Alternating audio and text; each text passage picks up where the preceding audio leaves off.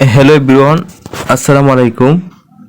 তো Facebook ID কীভাবে permanently delete করবেন বা ডিঅ্যাক্টিভ করবেন, তো এটার জন্য প্রথমত আপনার ফেসবুক আইডিতে যেতে হবে।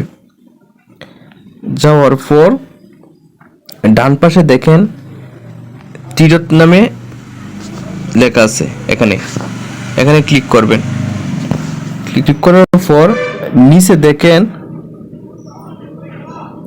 সেটিং প্রাইভেসি, এখানে ক্লিক করবেন। আবার ক্লিক করবেন সেটিং, এখানে ক্লিক করবেন। দেন অ্যাকাউন্ট সেন্টার, এখানে ক্লিক করবেন। ডিটেলস, এখানে ক্লিক করবেন।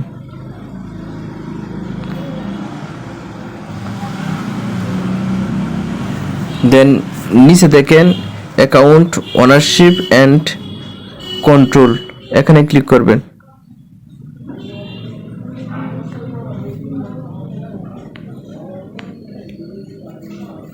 তারপর ডিঅ্যাক্টিভ অর ডিলিট, এখানে ক্লিক করবেন।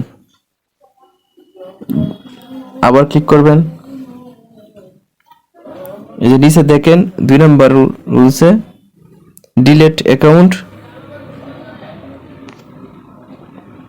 এখানে ক্লিক করবেন। এই যে এইগুলো জায়গাটা ভিতরে পূরণ করবেন। করার পর ফেসবুক থেকে কিছু প্রশ্ন করবে, এগুলো উত্তর মঞ্চে দিতে পারবেন, না দিলেও সমস্যা নেই। কন্টিনিউ ক্লিক করবেন। এই যে দেখেন উপরে লেখা আছে ডিঅ্যাক্টিভ অ্যাকাউন্ট।